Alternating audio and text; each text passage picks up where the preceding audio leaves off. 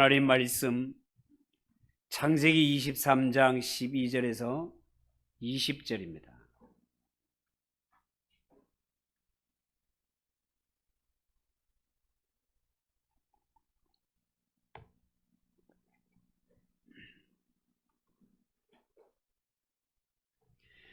창세기 23장 12절에서 20절을 한 절씩 교독하겠습니다. 아브라함이 이에 그 땅의 백성 앞에서 몸을 굽히고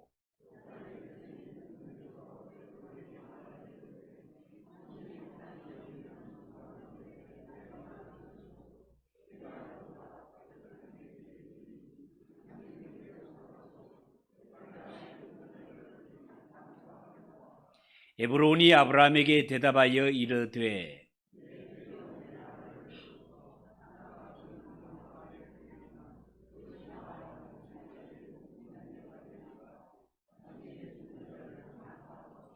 아브라함이 에브론의 말을 따라 에브론이 이 헷 족속이 듣는 데서 말한 대로 상인이 통용하는 은 400세겔을 달아 에브론에게 주었더니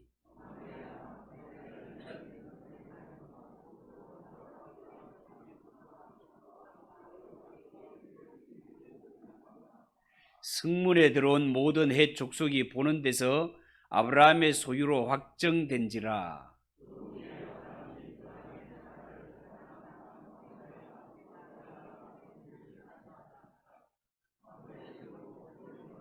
같이 읽읍시다. 이와 같이 그 밭과 거기에 속한 굴이 헷 족속으로부터 아브라함이 매장할 소유지로 확정되었더라. 아멘. 우리 시온 찬양대 늘 은혜가 됩니다만은 오늘은 더 은혜가 됩니다. 우리 격려의 박수. 은혜가 됩니다. 우리 옆에 분들과 인사합시다. 잘 오셨습니다. 은혜 받읍시다.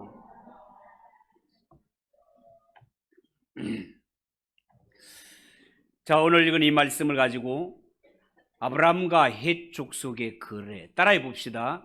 아브라함과 헷 족속의 거래. 아브라함과 헷 족속의 거래. 자, 그런 제목으로 말씀을 전합니다. 여러분, 사람이 한번 죽는다는 것은 만고불변의 진리입니다. 죽음에는 열외가 없다고 말씀을 드렸습니다. 여러분, 성경은 히브리서 9장 27절에 한 번 죽는 것은 사람에게 정해진 것이요 그 후에 심판이 있다고 말씀합니다. 이 세상의 사람은요, 누가 아무리 위대한 업적이 있고 큰 깨달음이 있다고 해서 그것이 내세에 반영되는 것은 절대로 아닙니다. 그것은 모두가 이 세상에서의 이야기일 뿐이고 우리가 궁극적으로 가야 할 하나님의 나라에는 아무런 영향을 미치지 못합니다. 그리고 하나님의 나라는 감추어져 있기 때문에 여러 가지 이론이 있지만 하나님의 말씀인 성경은 아브라함 때나 지금이나 우리에게는 하나님의 나라가 약속되어 있으며 그곳에 들어가 살 수 있는 자격은 오직 하나님의 은혜와 하나님의 선택만으로 결정되어진다고 증거하고 있습니다. 그러므로 진리를 알지 못하는 사람들, 이 불신자들에게는 죽음이 한없는 공포의 대상이지만 우리 예수 믿는 성도들은요, 죽음이 오히려 영광이요 기쁨이요 승리요 축복이 된다는 사실을 믿으시기 바랍니다. 우리 믿는 자들은 죽음을 두려움의 대상으로 알 것이 아니라 하나님의 나라에 들어가기 위한 인문으로 보아야 된단 말이에요. 여러분, 성도는 주 안에서 죽은 자로서 장차 무덤에서 부활하여 새 하늘과 새 땅에서 영원히 살게 된다는 것, 이것이야말로 죽음의 공포로 인해 고통받는 자들에게 복음 중에 복음이라 할 수 있는 것입니다. 여러분, 혹시 메멘토 모리라는 말을 들어본 적이 있습니까? 메멘토 모리, 라틴 말인데요. 해석하면 자신의 죽음을 기억하라. 그런 뜻입니다. 너는 반드시 죽는다는 것을 기억하라. 이런 뜻이에요. 여러분, 옛날 로마에서는요, 전쟁에서 승리하고 개선하는 장군이 시가 행진을 하게 되는데요, 모든 사람들이 지켜 박수치며 환영하는 이 시가 행진을 할 때 노예를 시켜서 행렬 뒤에서 큰 소리로 외치게 했다고 합니다. 메멘토 모리, 메멘토 모리. 전쟁에서 승리했다고 너무 우쭐대지 마라. 오늘은 개선 장군이지만 너도 언젠가는 죽는다. 그러니 겸손하게 행동하라. 이런 의미에서 생겨난 풍습이라고 합니다. 그러므로 우리들도 메멘토 모리, 이 말대로 나도 언젠가는 이 세상을 떠나야 할 때가 있다는 사실을 기억하고 하나님이 은혜 주시고 건강 주시고 생명 주신 동안에 위로 하나님을 사랑하고 이 땅에서는 이웃을 잘 섬기는 이런 삶을 살아야 할 것입니다. 자, 여러분, 오늘 본문으로 들어가서 아브라함이 사랑했던 그 현숙하고 아름다웠던 아내 사라가 127세를 일기로 죽고 말았습니다. 가나안 사람들이 보면 아내의 시신을 장사 지낼 땅 한 평 없는 아브라함의 신세, 정말 불쌍해 보일 수도 있습니다. 그러나 그동안 아브라함이 이방 땅에서 인정을 받아서인지 헷 사람들은 아브라함에게 아내를 장사 지낼 수 있도록 땅을 내어줍니다. 자, 그런데 특이한 것은요, 헷 족속 사람들은 아브라함에게 땅을 거저 주려고 하는데 아브라함은 끝내 사양하고 기어코 돈을 주고 값을 지불하고 이 땅을 샀다는 것입니다. 그것도 당시에 400세겔. 이 세겔은 은의 단위를 측량하는 수량인데 은 400세겔이면 적은 돈이 아닙니다. 그런데 땅을 그저 주려고 하건만 기어코 큰 돈을 주고 이 땅을 산단 말이죠. 결국 아브라함은 이 비싼 돈을 주고 산 땅에다가 사라를 장사 지내게 됩니다.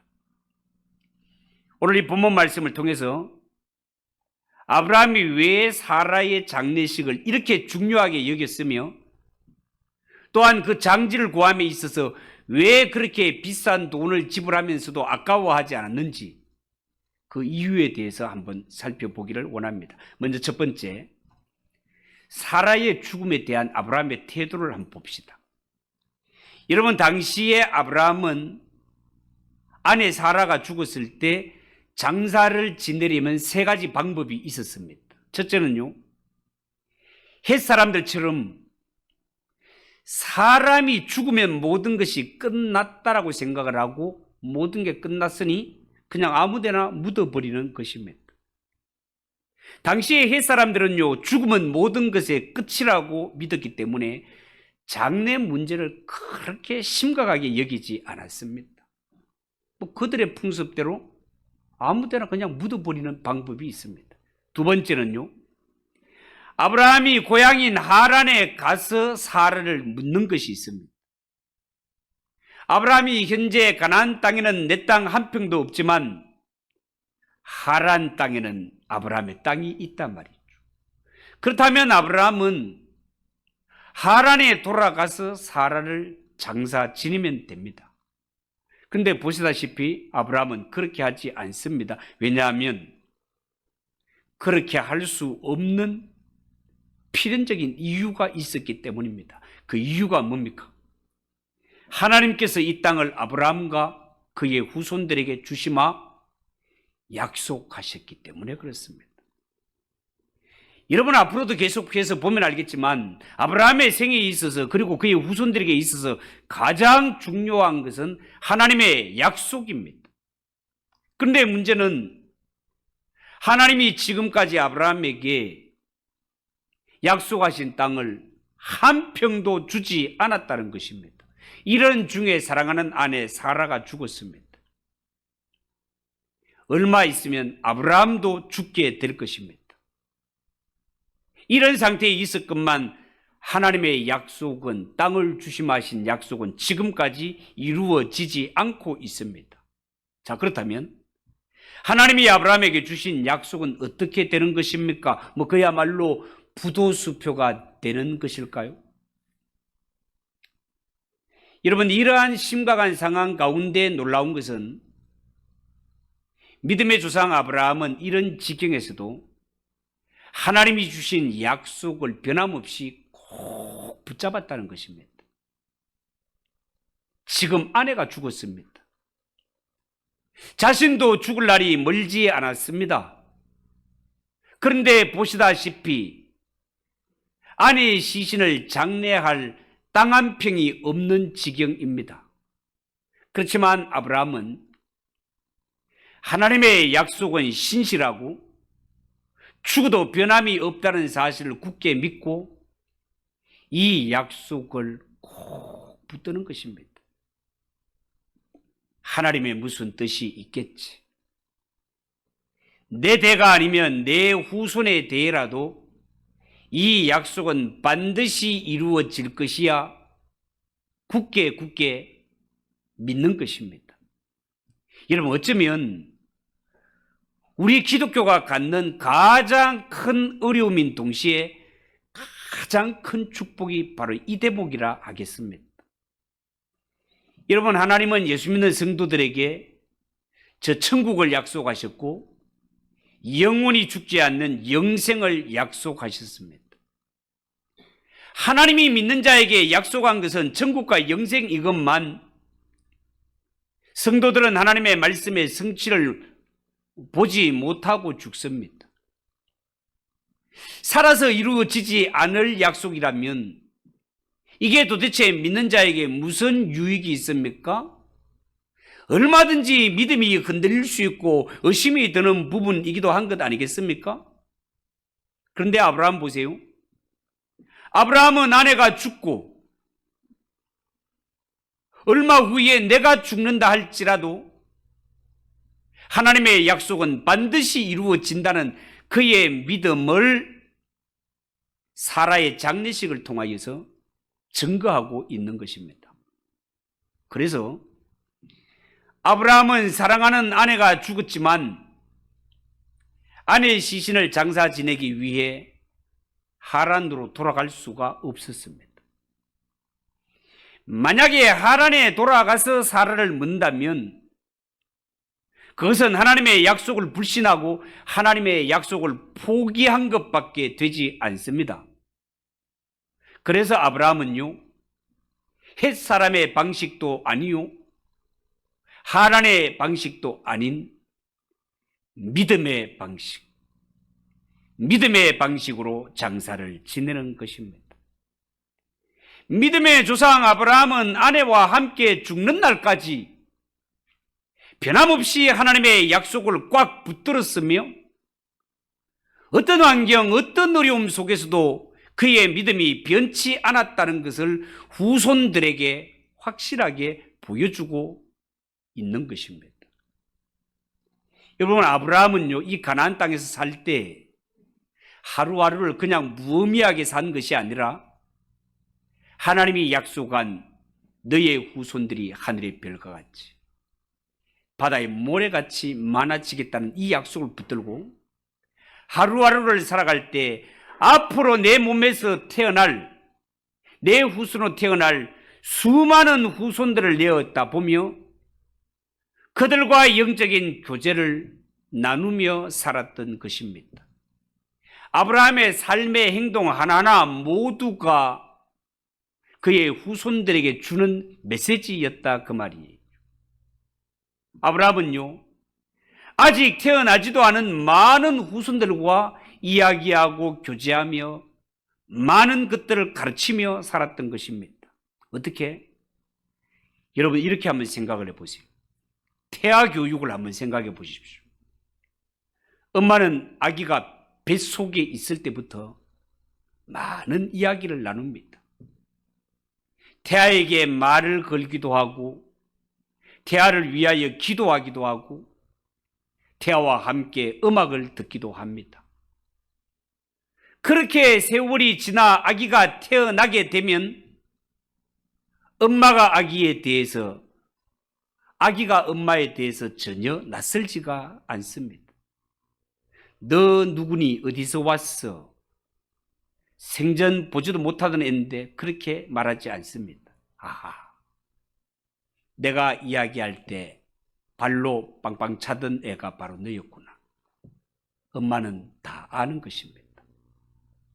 여러분, 이처럼 아브라함은 가나안 땅에 살 때 이미 믿음의 눈으로 이후에 태어날 수많은 후손들을 바라보았고 그들과 영적인 교제를 나누었던 것입니다. 아브라함이 그렇게 할 수 있었던 이 모든 공통된 기초가 바로 하나님의 약속이 담겨 있는 땅이었던 것입니다. 그런 의미에서 아브라함이 사라의 무덤을 돈을 주고 산 행동은요, 앞으로 태어날 후손들을 향한 한편의 설교와도 같습니다.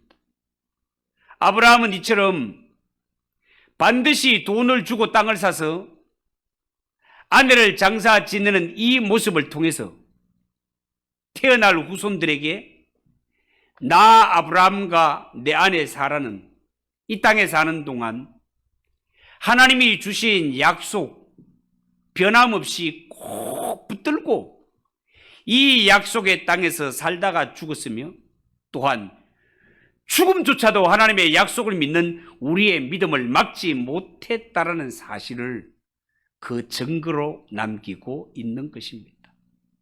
그래서 아브라함은 뒤에 올 그 수많은 후손들에게 이런 교훈을 남기는 것이죠. 후손들이여, 너희가 앞으로 하나님을 믿으려면 이렇게 믿으라는 것입니다. 어떻게 말입니까? 나처럼, 아브라함처럼. 너희가 믿을 때에 아브라함처럼 믿으라. 이것이 아브라함이 믿음의 조상이라는 말의 의미가 되겠습니다. 아브라함이 이 가나안 땅에서 지날 때 나그네와 같은 몸이었지만 하나님이 주신 약속을 꼭 붙들고 죽는 그 순간까지 이 약속 놓치지 않고 살았던 것처럼 우리가 이 땅에 살아갈 때 천국이 보이지 않고 영생이 보이지 않지만 하나님이 약속하신 것은 반드시 이루어진다는 사실을 꼭 기억하고 이 땅에 살아갈 때 이 약속 꼭 붙들고 살아가는 저와 여러분 되시기를 주님의 이름으로 축복합니다. 두 번째, 아브라함의 거래를 한번 보겠습니다.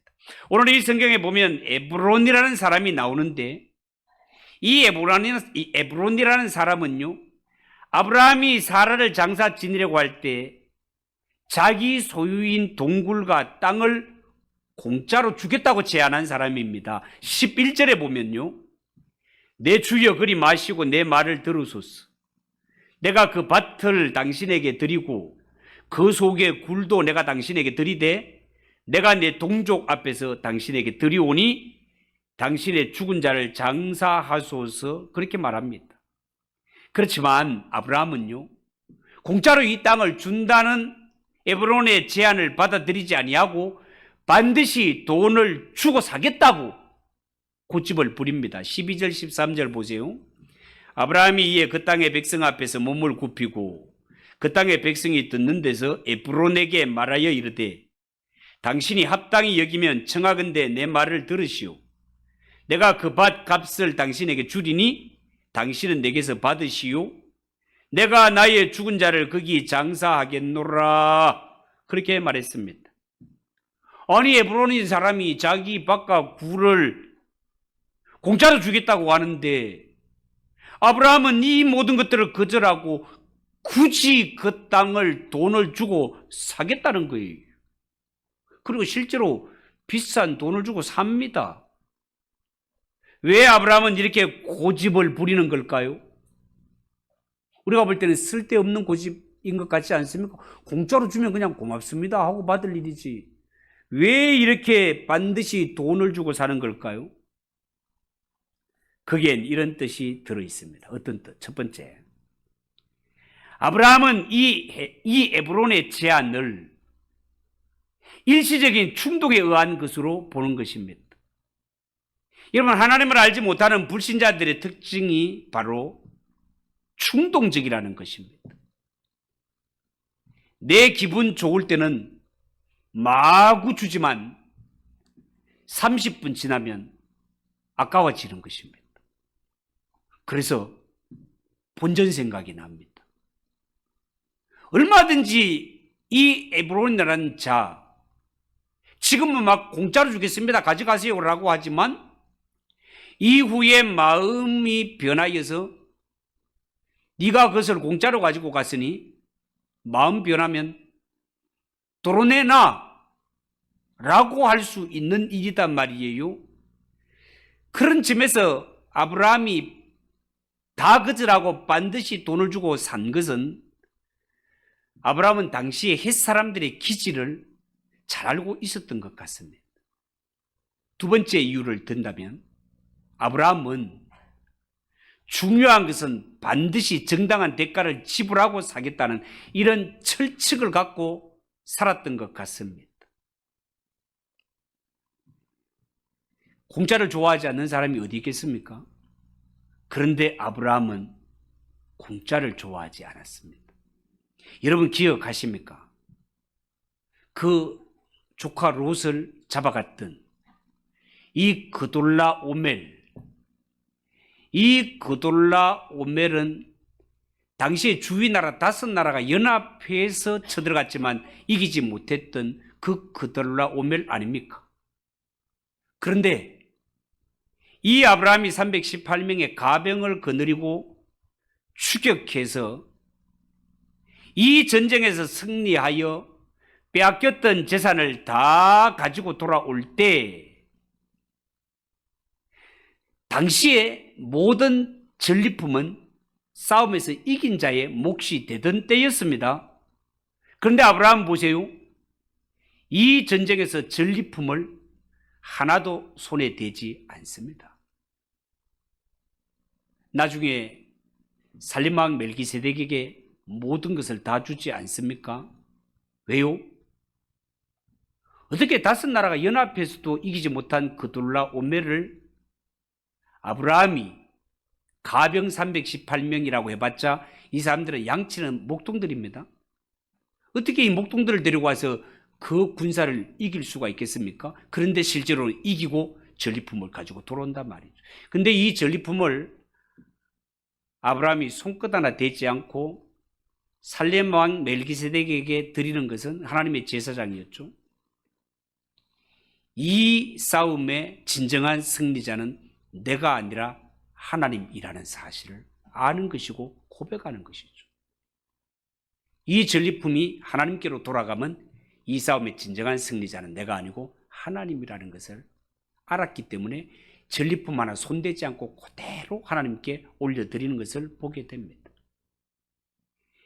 이 정도로 아브라함은 공짜로 남의 물건을 손대는 것을 싫어하고 하지 않았던 자였습니다.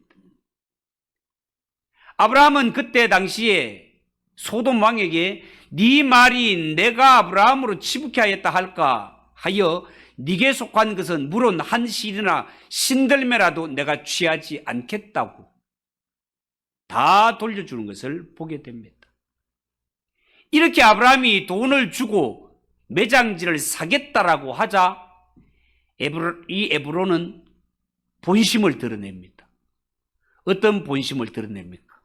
살 테면 돈을 지불하라. 어느 만큼? 성경에 보면 15절에 보면 땅값으로 은 400세겔을 내라는 것입니다. 은 400세겔. 이거는 완전히 에브론의 본심이 드러나는 순간이에요. 왜요? 당시에 장사 지낼 굴을 구입할 때 기록에 의하면 은 4세겔이면 충분히 살 수 있다라는 기록이 있습니다. 은 4세겔이면 충분히 살 수 있음에도 불구하고 이 에브론은 400세겔을 요구했단 말이죠.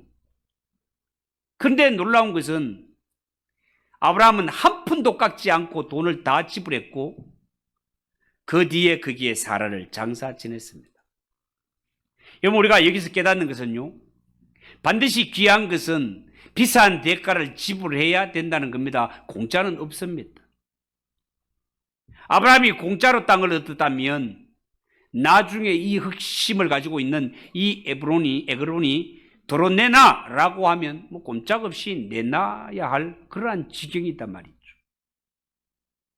남들이 볼 때 굴 하나를 은 400세겔이나 주고 산 아브라함 미련하고 우둔해 보일 수도 있는 그런 장면 아닙니까? 그렇지만 아브라함에게는 이 무덤이 자신은 이 땅에 살 때 끝까지 하나님의 약속을 믿고 살았다는 증거이기 때문에 어떤 대가를 지불하고도 그 땅을 자신의 소유로 삼기를 원했던 것이 아브라함의 마음이었던 것입니다.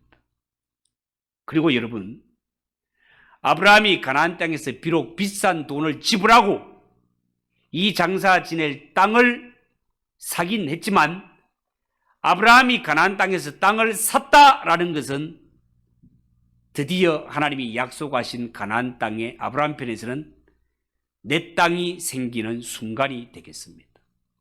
특별히 이 막벨라 굴은요, 장차 400년이 지나서 얻게 될 가나안 땅의 대표적인 역할을 하는 땅이라 하겠습니다. 앞으로 두고 보면 알겠지만 아브라함이 산 이 땅으로 인해서 앞으로 아브라함의 후손들은 400년이라는 세월이 흘러갔건만 우리가 돌아갈 본향은 따로 있다는 사실을 명심하고 살게 됩니다. 창세기 49장 30절은 이 말씀을 명백히 증거합니다.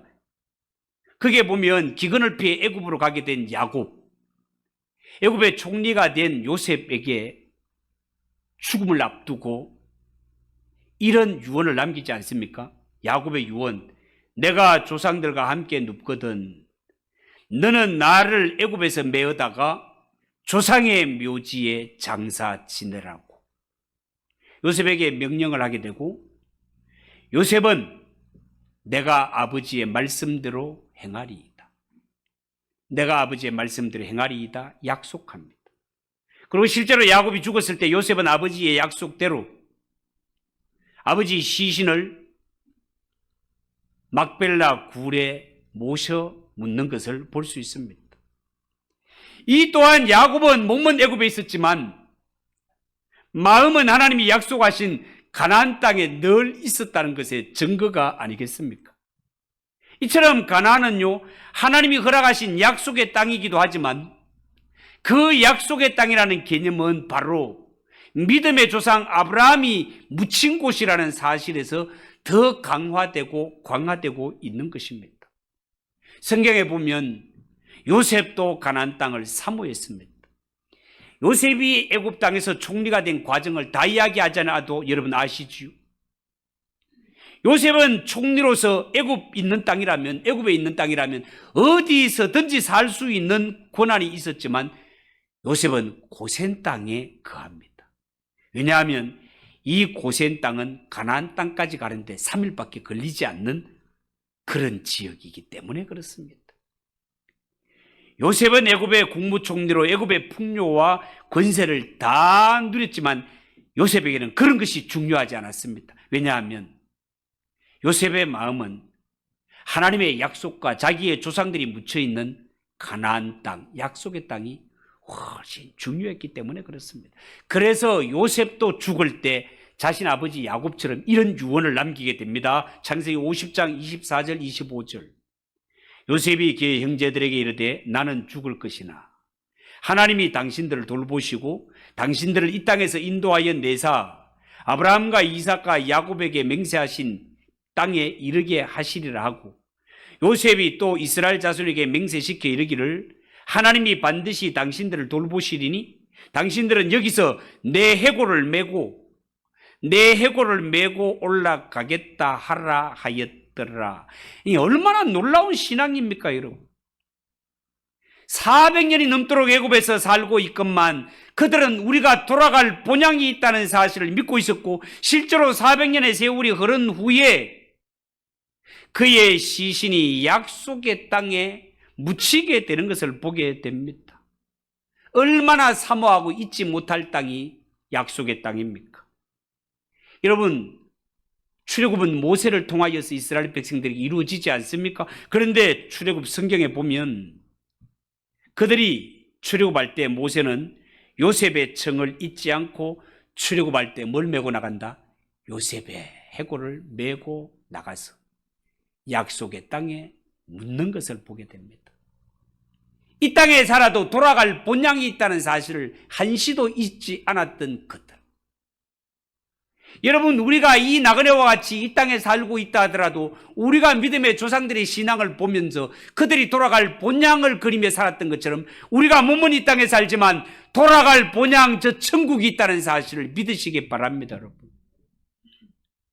세월이 430년 지나고 난 후에 그 가나안 땅이 실제로 이스라엘의 땅이 되는 것처럼 우리의 눈에 보이지 않는 천국인 것 같지만 이스라엘 백성들에게 막연한 약속의 땅인 것 같지만 세월이 지나니 그 땅에 들어가게 되는 것이라고 제가 누누이 설교를 강조하고 있지 않습니까? 우리 눈에 보이지 않는 천국, 보이지 않는 영생 같지만 이스라엘이 세월이 흘러 그 약속의 땅에 드디어 들어가게 되는 것처럼 세월이 지나면 우리가 하나님이 약속하신 그 땅, 새하늘과 새 땅, 천국의 영생의 나라에 들어가게 된다는 사실을 믿으시기 바랍니다. 마지막으로, 그렇다면 우리가 이 세상에 살면서 아브라함처럼 정당하게 대가를 지불하고 사야 할 것은 무엇이며 또한 칼을 들고 싸워서 쟁취해야 될 것은 무엇인가?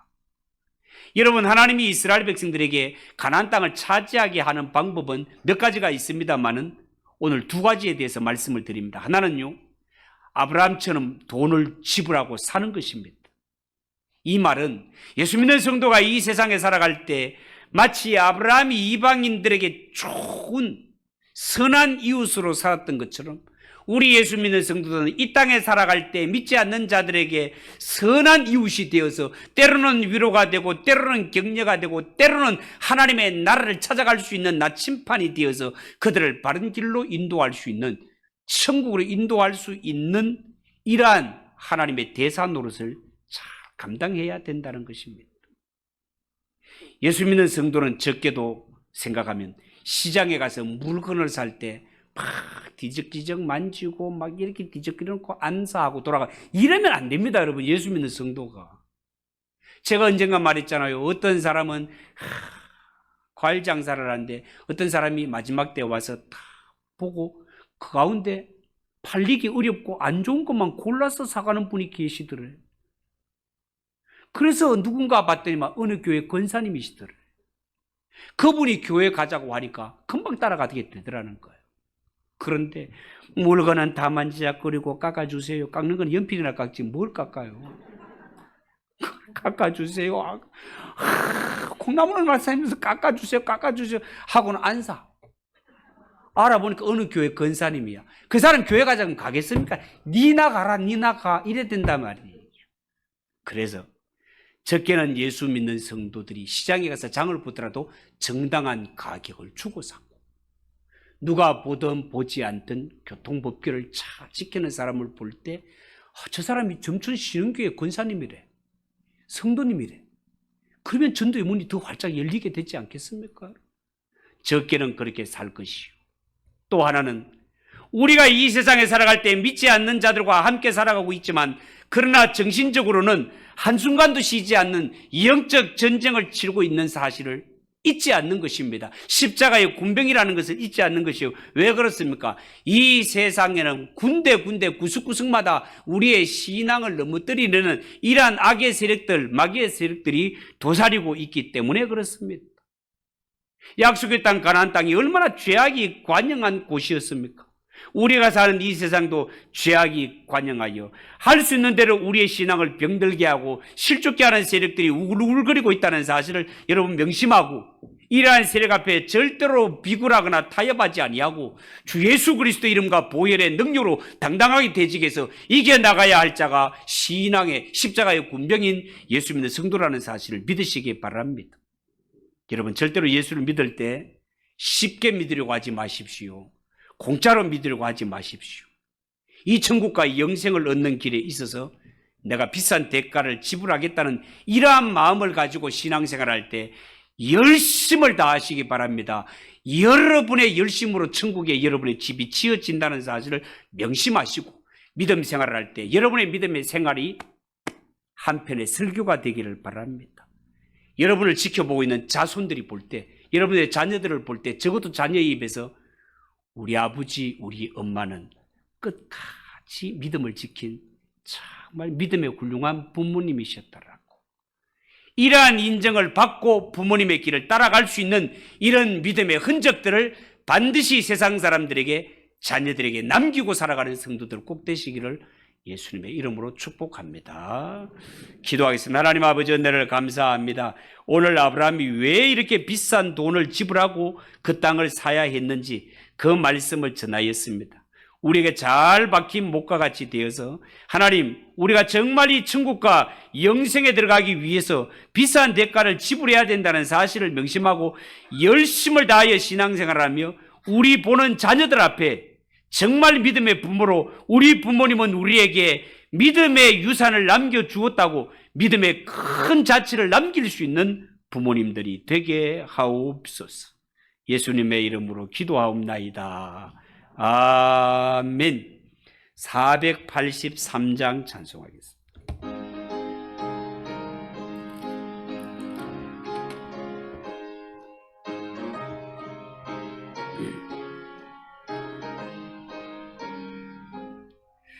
구름 같은 이 세상 모든 부귀 영화 나는 분토와 같이 내어버리고서 오직 천국의 복을 사모하며 사니 구원받은 내 이름 기억하옵소서. 주가 나의 이름 보좌 앞에 놓인 어린 양 생명책에 기록하옵소서.